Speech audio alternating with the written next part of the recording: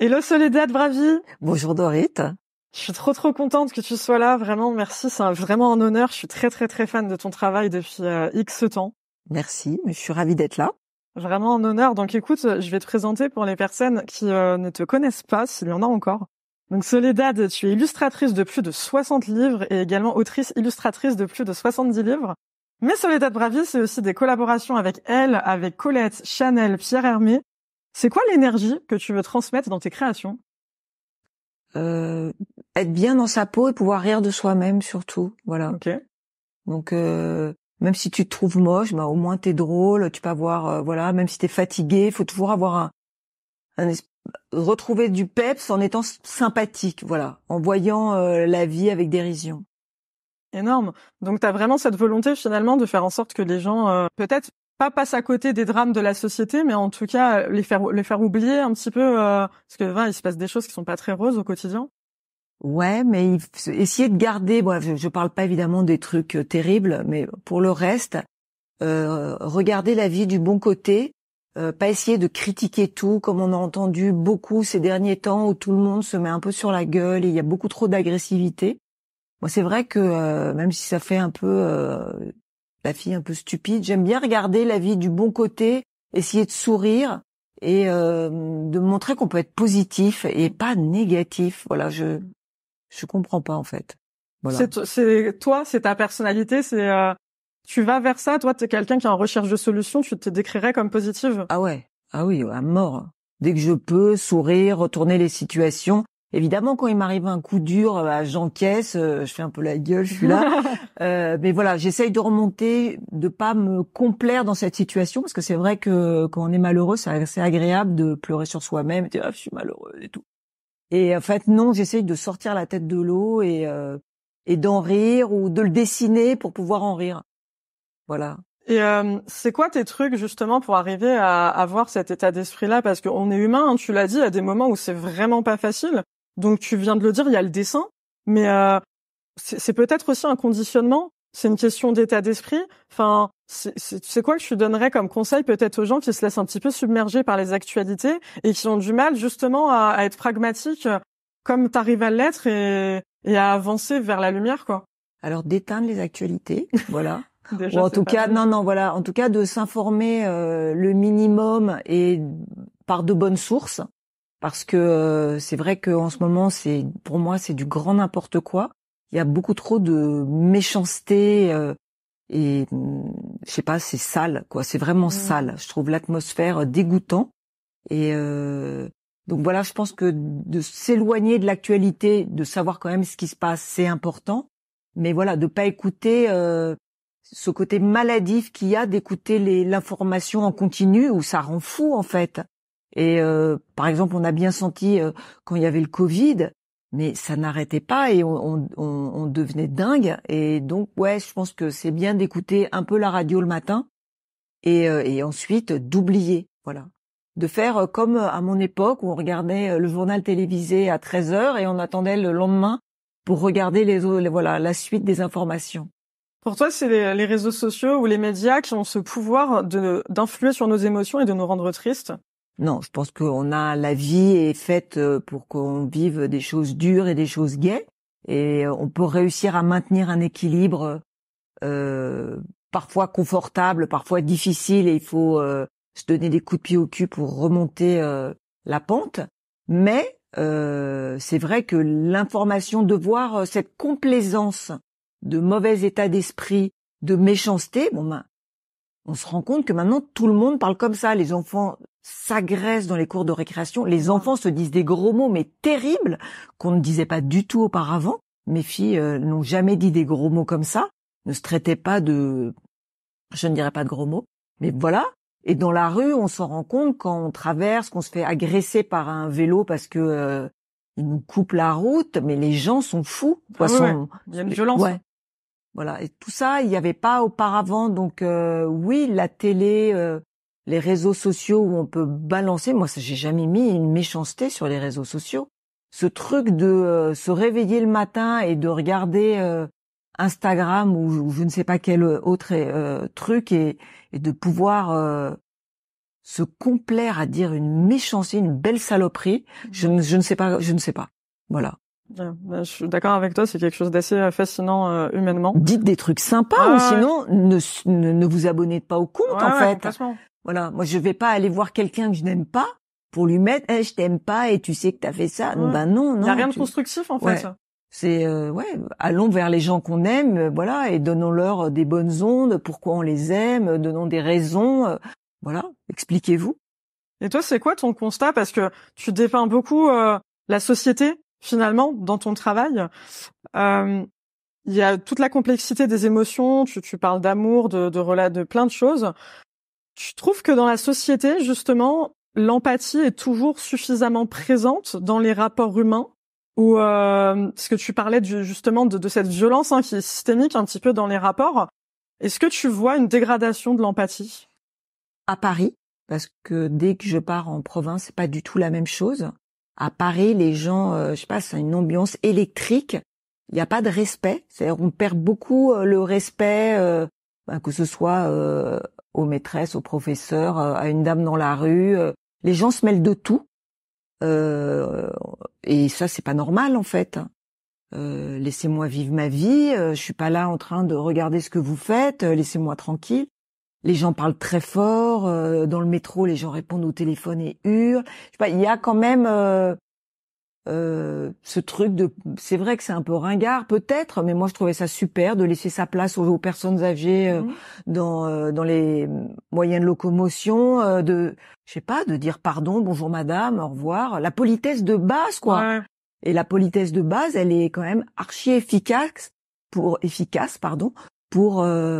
déjà pour se présenter, pour dire bonjour, pour rentrer dans la boulangerie et dire bonjour. Ouais, les basiques en fait. Voilà. Ouais, mais bonjour à tous les gens qui font la queue, merci, au revoir et voilà, on bouscule pas les gens parce qu'on est pressé. Et en fait, c'est un tout, il y a ça, là c'est petit ce que je dis. Mais après ça le respect, c'est ce que je te disais tout à l'heure, c'est de pas aller sur un compte de quelqu'un qu'on n'aime pas et de lui vomir sa haine. Ouais, je suis hyper garde-la pour toi, va te nettoyer la bouche, voilà. Oui, se trouver une passion, une occupation. Oui, voilà, ou si t'as un problème, va voir un psy, mais laisse les autres tranquilles, quoi. Oui, complètement. Et ce truc de s'acharner dans la méchanceté sur les autres, on le voit partout et les hommes politiques ont fait preuve, pour moi, mais de très peu de tenue pendant les derniers mois qu'on a vécu. Ouais, c'était horrible. Voilà, on était complètement stressés. On avait l'impression que le monde allait exploser, alors que non, on allait peut-être changer de gouvernement. Et en plus, il s'est rien passé. Ouais, finalement. Voilà. Ouais, donc tout ça pour ça. Un manque de considération, en fait. Mais finalement, c'est très intéressant ce que tu viens de dire, parce que peut-être que le manque de considération qu'on voit de nos jours dans la société où tout le monde se passe à côté, comme tu dis, les gens se bousculent, etc. Notre gouvernement, bon, on va pas non plus rentrer dans la politique, mais c'est aussi le reflet de ça. Le manque de considération, j'ai l'impression, il est devenu systémique en fait. Mais il est partout, et c'est vrai que oui, on aimerait que nos hommes politiques, puisque on les a choisis, puisque normalement ils ont fait de très grandes écoles, qui se comportent élégamment et que ils donnent une image qu'on pourrait copier. Mais là, l'image est vraiment terriblement sale, vulgaire et oui, c'est abominable. La façon de se comporter, de tricher, de jalouser, d'envier, de pas écouter, ce manque d'écoute est épuisant. Ouais, complètement. Le manque d'exemplarité aussi, effectivement, au-dessus de nous, on n'y est pas du tout. Moi, je vais revenir sur ton travail que j'admire énormément, notamment une collection en particulier. Donc la collection en 5 tomes. Avez-vous lu les grands classiques de la littérature, où tu vulgarises en quelques vignettes, 16 en moyenne, parfois un petit peu plus, les grands ouvrages de la littérature. Ce qui d'ailleurs, au passage, est un bonheur pour les personnes 10, par exemple, parce que ça facilite vraiment la compréhension. Parfois, on a des gros pavés, à l'étranger, Albert Camus, faut quand même y aller. Donc, merci de rendre, du coup, ces classiques-là compréhensibles et accessibles.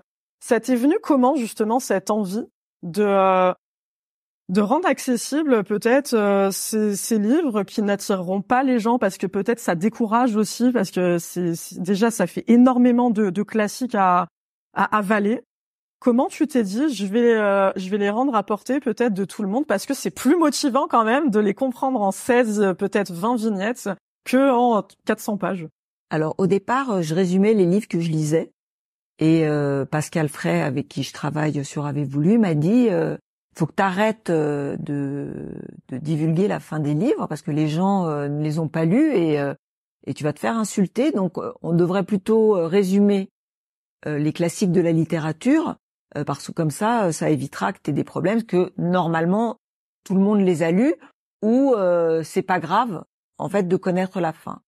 Et le fait de les résumer en si peu de cases, ça donne un aperçu qui est pas la dernière de couve, qui est souvent un début de résumé, mais qui est pas le résumé en entier. Et en fait, de rentrer entièrement dans le livre avec des petits dessins rigolos, ça fait que ça te donne tout de suite un aperçu de si tu vas aimer ou pas le livre, et ça te donne envie de rentrer dans l'histoire et peut-être d'aller acheter le bouquin ou en tout cas de le lire. Et donc ça, en fait, je l'ai vécu moi-même parce qu'il y a beaucoup de livres que je n'ai pas lus, qu'on résume, parce que c'est Pascal qui lit tous les livres et je n'ai pas lu À la recherche du temps perdu. Et grâce à elle, je peux dire que je l'ai lu. Voilà. Énorme. Et parce que ça me donne une entrée en fait dans Marcel Proust. Ça a été très difficile à résumer parce que il y avait plein de livres où on ne savait pas quoi faire tellement il ne se passait absolument rien. Le temps passe, le temps qui passe, donc voilà, et parfois le temps qui passe, il se passe rien. Et voilà, donc en fait c'est une approche des livres qui est, alors que ça pourrait paraître très simpliste, elle est quand même assez intéressante parce que ça te donne un aperçu du bouquin assez révélateur de de si ça va te plaire ou pas. Mais surtout que c'est hyper drôle, quoi. Et ça t'est venu, déjà l'humour il est hyper présent dans ton travail. Pour moi t'es la reine des punchlines, clairement. À quel moment tu t'es dit l'humour, ça a sa place à côté d'un sujet aussi académique, classique, institutionnel que les grands classiques de la littérature? Comment tu t'es dit que peut-être c'était une façon d'amener les gens à apprendre? Alors je me suis pas dit comme ça. En fait, je l'ai résumé comme je me le serais résumé à moi. Je touche le micro, pardon. Je l'ai résumé comme je le résume pour moi, pour me donner envie. En fait, c'est très instinctif une lecture. T'as ton ressenti de ce que tu penses du livre, de chaque personnage, et donc il y a des choses qui te touchent et t'as envie de le mettre en exergue. Et c'est vrai que moi j'ai une traduction immédiate par des petites blagottes parce que tout d'un coup n'importe quoi, je vais appeler Jean-Paul Sartre Popol ou je sais pas quoi, et donc tout d'un coup ça te casse le mythe et tu lis différemment le livre. Voilà. Mais j'ai des exemples qui viennent en tête. Des fois, t'as des personnages historiques qui se rencontrent au cours d'un bal, et toi, t'écris dans la vignette salut, t'as un 06. Ouais. C'est génial. C'est génial. Mais en fait, je le transpose à aujourd'hui, et c'est vrai que dans une soirée, tu demandes à la personne ton 06. Donc évidemment, c'est incongru au XVIIIe siècle, mais ils étaient bien plus coincés dans leur façon de parler. Mais résultat, ils s'envoyaient des lettres et ça revenait au même si ça paraît beaucoup plus élégant par courrier. Tu penses qu'aujourd'hui, dans la façon d'apprendre, on a besoin d'amener peut-être à l'école ou même, je sais pas, dans les réseaux sociaux, plus d'humour ou en tout cas une façon différente pour amener les gens à s'éduquer sur certains sujets? Je pense pas qu'il faille mettre de l'humour partout, parce que sinon tout d'un coup un grand classique deviendrait une franche rigolade, et il y a vraiment des livres qui sont pas drôles. Mais c'est en fait pour t'attacher au bouquin, pour t'attacher à un personnage, si je l'appelle différemment ou dans sa façon de parler, tout d'un coup il parle comme nous aujourd'hui, c'est plus séduisant. Voilà. Et t'as moins ce truc qui peut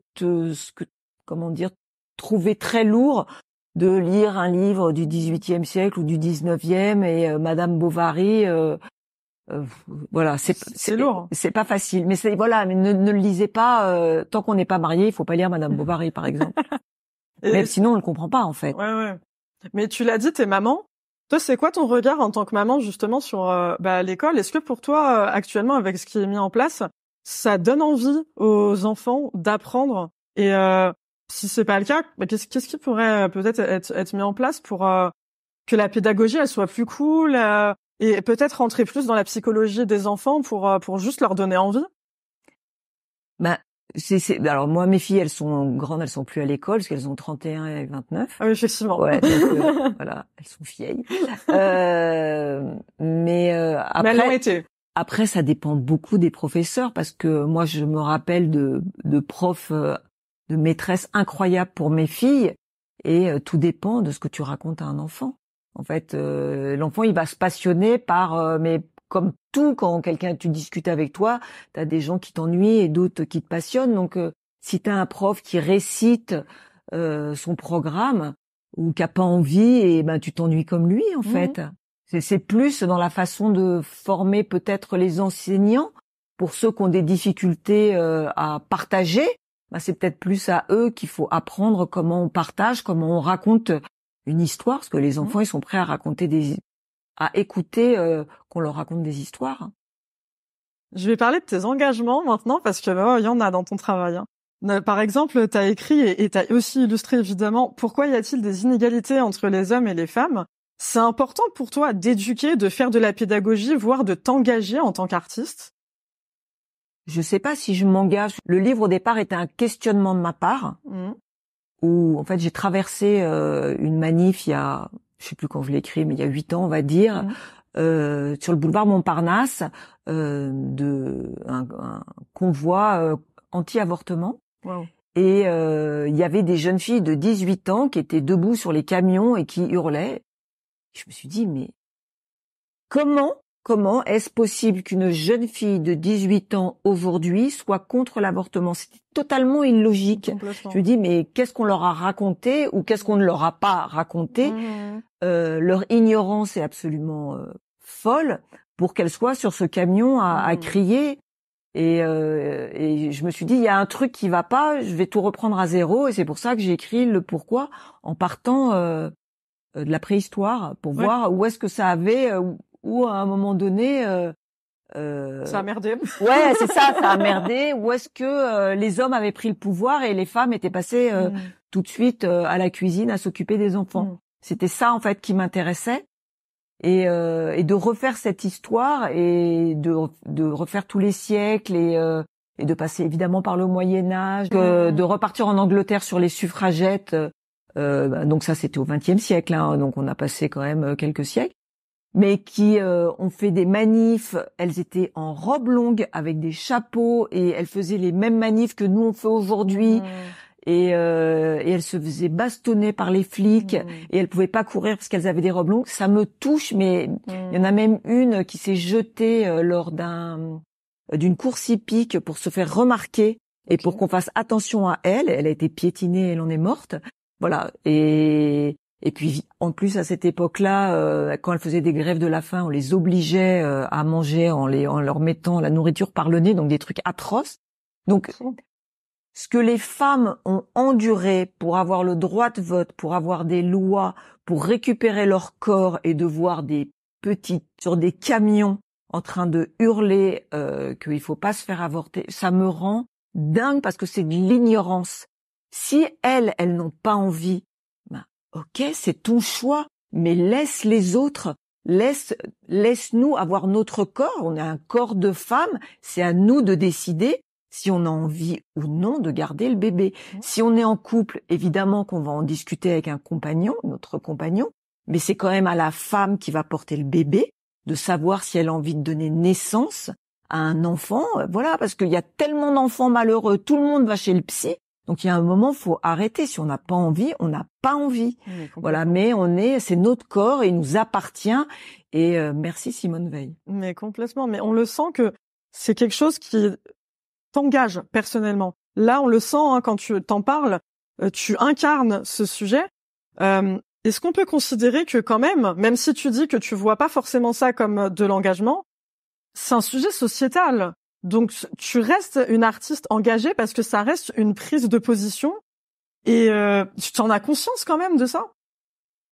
En fait, ce qui me gêne, c'est qu'on te catalogue tout de suite dans féministe, pas féministe. Et pour moi, c'est pas le sujet. Que le corps de la femme appartienne à la femme, c'est pas être féministe, c'est de la logique. Merci. Et tu vois, et dès qu'on dit féministe, on dit c'est encore un truc de gonzesse ou ouais, il faut aller. Non, moi d'abord la base, c'est notre corps nous appartient et on en fait ce qu'on veut. Alors après que les médecins aient dit que ce n'était pas bien pour l'enfant si on dépassait je ne sais pas combien de semaines, oui, bien évidemment, je suis d'accord avec ça. Mais avant toute chose, la femme est responsable de son corps. Les hommes ne parlent jamais de ménopause, de règles. Pourquoi ils vont venir donner leur avis sur l'avortement? Je trouve ça dingue. Mais ça me révolte en fait. Mais c'est pas un truc de féministe pour moi. C'est un truc de bonne intelligence. Ouais, voilà, logique. exactement, de bon sens paysan. Voilà. Mais ce qui est super intéressant, c'est qu'au début, quand je t'ai demandé vraiment l'émotion que tu voulais donner aux gens par rapport à ton travail, c'est la positivité. Est-ce que je me trompe si je te dis qu'il y a une vraie volonté aussi d'éduquer dans ce que tu fais? J'ai l'impression, enfin moi qui suis vraiment ton travail et qui suis une énorme fan, je te suis aussi beaucoup parce que j'apprends beaucoup de choses grâce à toi. Tu as aussi fait un livre sur Ceci n'est pas un tableau, ouais. où tu vulgarises, pareil, t'expliques l'histoire des des courants de peinture, des tableaux. T'as aussi cette partie-là, éducation, qui est hyper présente dans ton travail, au-delà de la positivité. Bah oui, toujours, parce que quand je fais les Avez voulu dont tu as parlé, c'est une façon d'éduquer, ou en tout cas d'initier les autres à la lecture, à l'envie de lire. Pareil pour les droits des femmes, mais encore une fois, ouais, c'est pour comprendre l'histoire de comment ça s'est passé. Les tableaux, pareil, c'est un accès à la peinture. C'est très difficile de rentrer dans un musée, de se retrouver face à un tableau si on n'a pas une clé pour comprendre. Il n'y a pas de clé en fait. T'aimes ou t'aimes pas. Déjà, la base, c'est t'aimes ou t'aimes pas. Et puis si t'aimes pas, essaye d'expliquer pourquoi. Et pas juste c'est mal peint ou des trucs comme ça, voilà, essaye d'aller un peu plus loin et pareil quand c'est beau. De la même façon pour une série, pour n'importe quoi, pour un film, une pièce de théâtre, on a un jugement et c'est pas juste c'est bien, c'est pas bien. On peut apporter avoir une ouverture d'esprit qui va plus loin et essayer de raconter qu'est-ce qu'on a ressenti et je pense que c'est ça le plus important. Voilà. Hyper intéressant. J'ai fait mon travail, donc j'ai un petit peu regardé les interviews que tu as données. Et pour Influencia, tu as dit « Je regarde les images sur Internet et tout est de mauvais goût. Les clients pensent faire des économies et prennent n'importe quoi pour faire une campagne sur Instagram. Tout cela détruit le niveau de la création. Tout est bas de gamme, tout est moche. Des cœurs et des commentaires abominables. On vomit sur tout le monde planqué derrière son téléphone et on bouffe des images et on s'en fout de leur qualité. » Donc ma question, elle est toute trouvée. C'est quoi ton rapport avec les réseaux sociaux? Je travaille qu'avec Instagram. Avant, j'avais un blog personnel que j'ai traduit ou je sais pas comment. Voilà, je l'ai fait passer. Ouais, je l'ai basculé. Merci pour le terme. Je l'ai fait basculer sur Instagram. Donc je n'ai qu'Instagram et parfois mes filles m'envoient des vidéos TikTok. Mais voilà, c'est pas du tout. C'est pas naturel. Ouais, non, pas du tout. Et bon, avant, je postais tous les jours et j'ai arrêté il y a 3-4 ans parce qu'en fait, je ne supportais plus les commentaires pas du tout sur mon compte parce que les gens sont plutôt excessivement bienveillants. Mais forcément, quand tu as un compte, tu regardes les autres comptes et en fait, j'en peux plus d'abord de la méchanceté, j'en peux plus de regarder des chaussures de gens, des gâteaux, de la cuisine. Non mais en fait, tu passes quand même 1 heure à dérouler sans arrêt et à regarder, mais à scroller, mais n'importe quoi. Et en plus, maintenant que Instagram a copié TikTok, donc tu as accès évidemment à des films, et il y a un moment, mais tu peux passer ta journée c'est un lavage de cerveau et tu ne sais même plus ce que tu as regardé. Ça t'est déjà arrivé? Ah oui, mais c'est horrible. Mais c'est parce que tu peux pas t'en empêcher. Tu vas regarder une vidéo, puis après on va t'en montrer une autre, mais c'est addictif. C'est sans fin. Donc j'ai plutôt tendance maintenant à faire machine arrière, à regarder de moins en moins. Je m'accorde de regarder, allez, une fois par jour pendant une demi-heure, je regarde et puis après j'arrête. Voilà. Mais si je pouvais décrocher totalement, je le ferais. Ok, donc toi c'est vraiment purement pour le business. Bah, au départ non, parce que quand je le faisais, quand tu fais un dessin tous les jours, c'est pour dire bonjour tous les jours aux gens. Oui, il y a aussi un rapport humain. Ouais. Et puis c'est vrai que quand au bout d'un moment, les likes et tout ça, ça te rend fou, parce que tu te dis, ben j'ai posté hier, pourquoi les gens n'ont pas mis autant de likes? Et en fait, tu commences à jouer le jeu toi aussi. Et j'aime pas ça, en fait, j'aime pas cette mentalité, ça ne me plaît pas. J'ai pas envie qu'on juge mes dessins par un seul dessin. Donc maintenant, vraiment, je poste uniquement les livres que j'ai sortis, ou si je fais une signature, voilà, je rentre plus du tout. Voilà, je sors du game. J'adore. Ouais, Tu trouves que les réseaux sociaux c'est trop réducteur justement sur une personne, sur le travail par exemple d'une personne? Ouais. Oui, parce que tu vas regarder qu'un truc et que ça et pas le reste de son travail, et je trouve ça affolant en fait. Je vais te faire réagir à ton actualité maintenant. T'as sorti en mars dernier un livre sur les 20 discours les plus éloquents. Parmi eux, on a les discours de Malraux, de Camus, de Yourcenar, de Badinter, je sais pas si je le prononce bien. Badinter. De Veil, de Hausner. Donc pour RTB, tu as dit, en fait, ce qui est vraiment amusant quand on travaille sur ce genre de discours, c'est que tout d'un coup, repris à notre époque, on le lit différemment. Pourquoi tu penses que ces discours sont nécessaires aujourd'hui? Alors, pourquoi ils sont nécessaires? Par exemple, on a choisi, par exemple, le discours de Simone Veil. Et Simone Veil, donc le discours pour l'avortement, elle l'a tenu en 1975.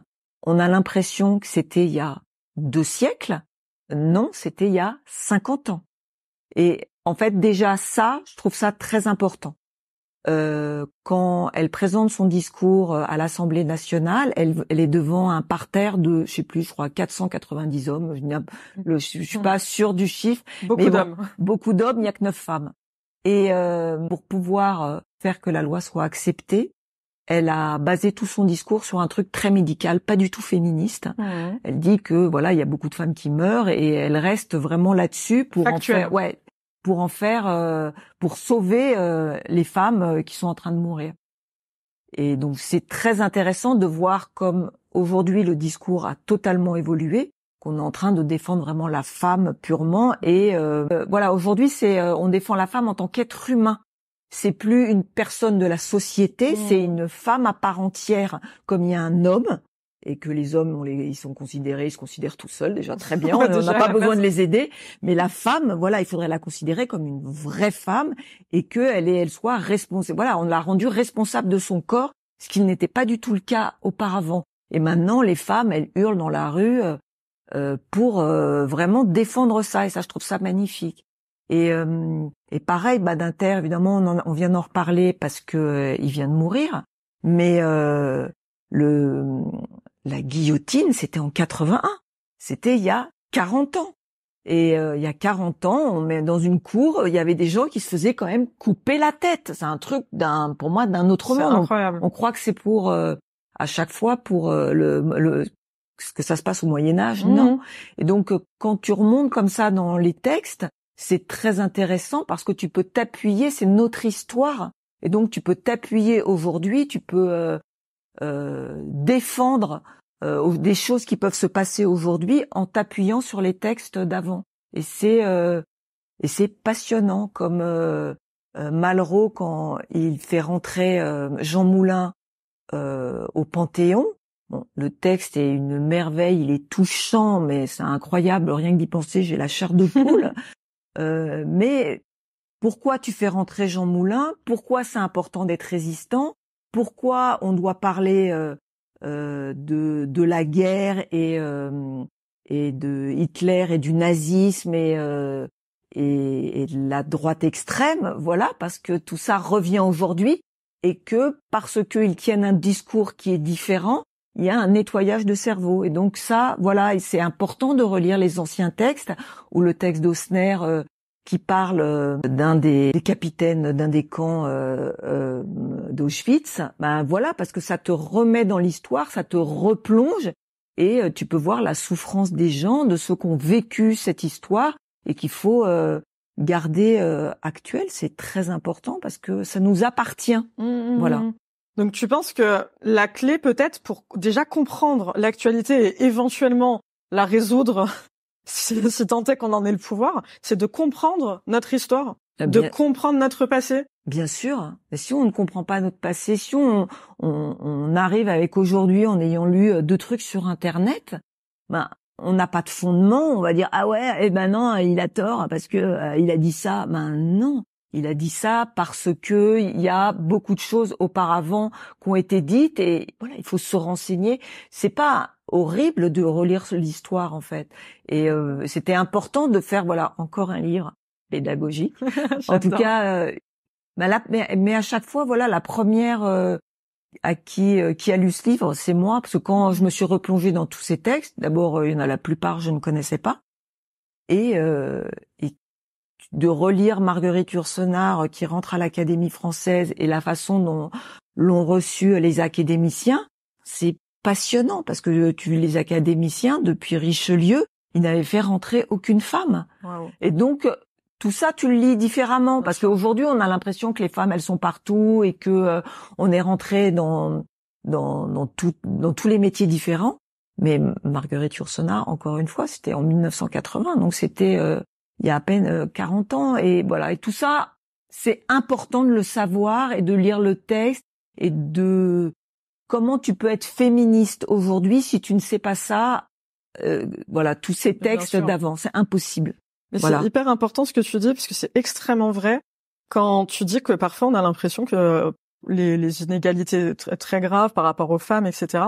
c'est du Moyen-Âge, c'est du siècle passé, c'était hier. C'était il y a 40 ans, voire parfois moins. Donc il y a toujours une espèce de danger qui plane. On le voit, comme tu le disais si bien, par rapport à l'avortement.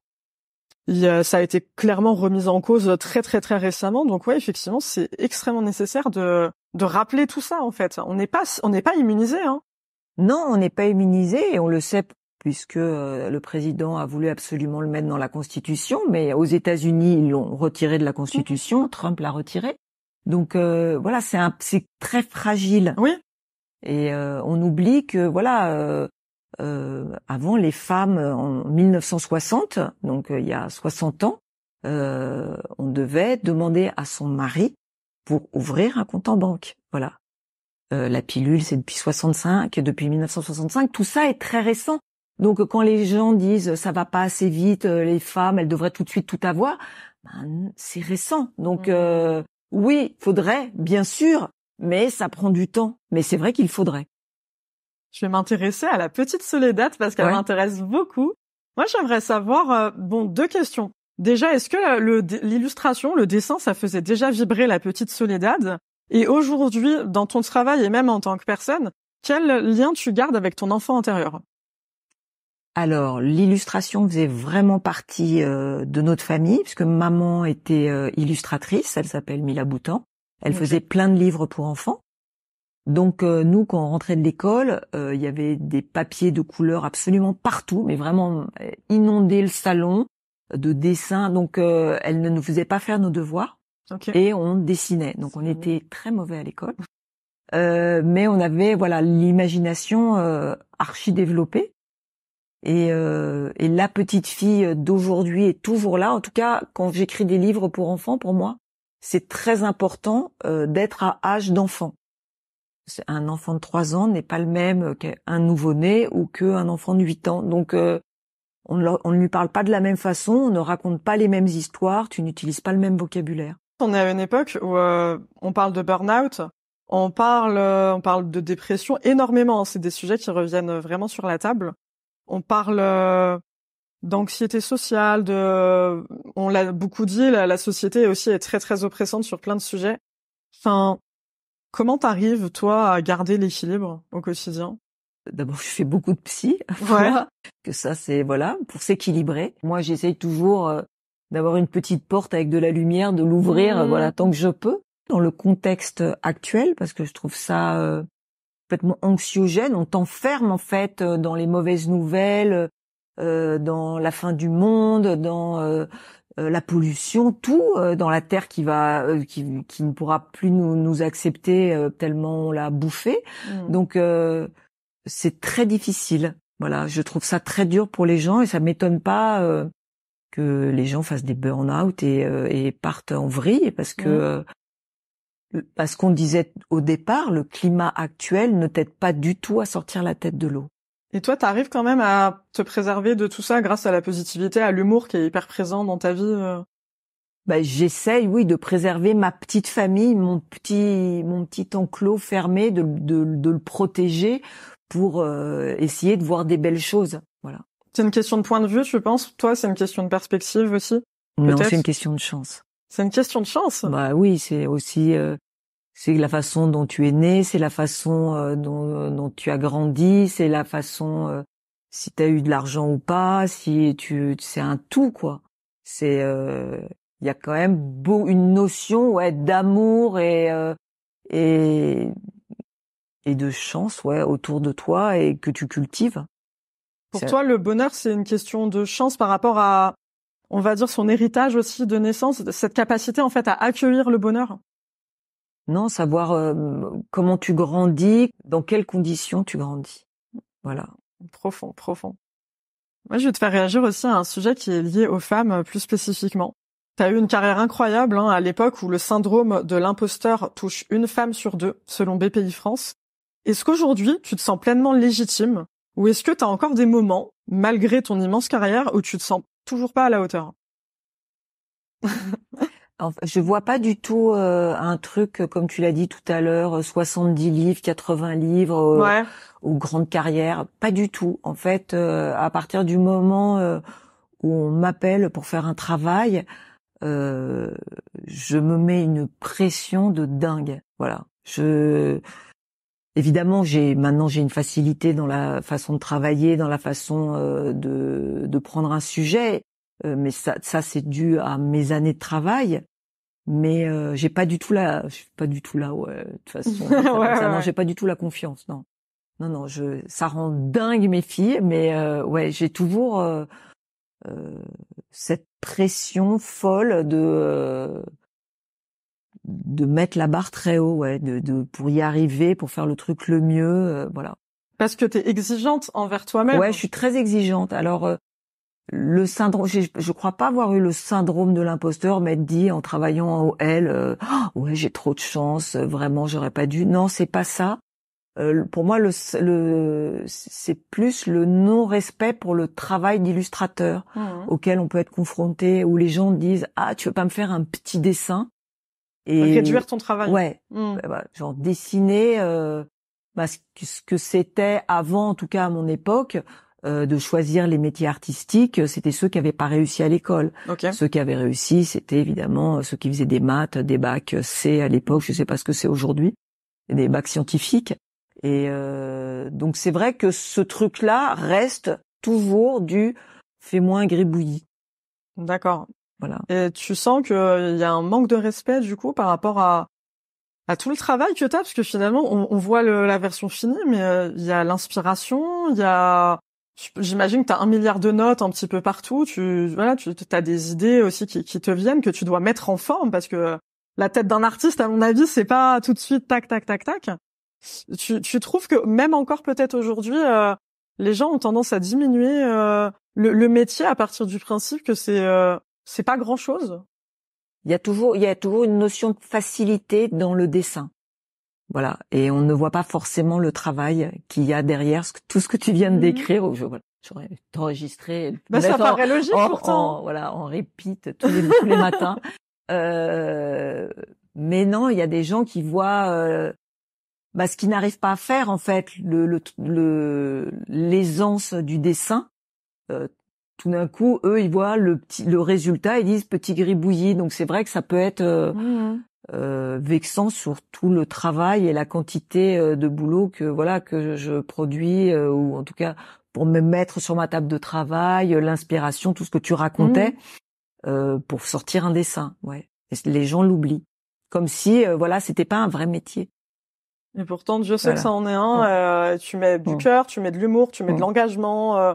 Moi, j'appelle ça de l'engagement parce que pour moi, à partir du moment où tu t'impliques sur des sujets comme les droits des femmes et puis même, bon là, récemment, ce que tu as sorti en mars sur les discours politiques, c'est nécessaire. Donc vraiment, mille merci. Merci pour toutes tes lumières, pour ton temps. Je suis extrêmement fan de ton travail et bien évidemment, j'encourage chaque personne à se procurer tes livres et à s'enrichir humainement et intellectuellement. Et merci vraiment pour tout. Mais c'est trop le bonheur. Je vais revenir tous les jours pour entendre autant de compliments. Merci, Doré. Mais c'est merci. amplement mérité. Ça te va qu'on fasse un check de fin? Mais bien sûr. Pouh.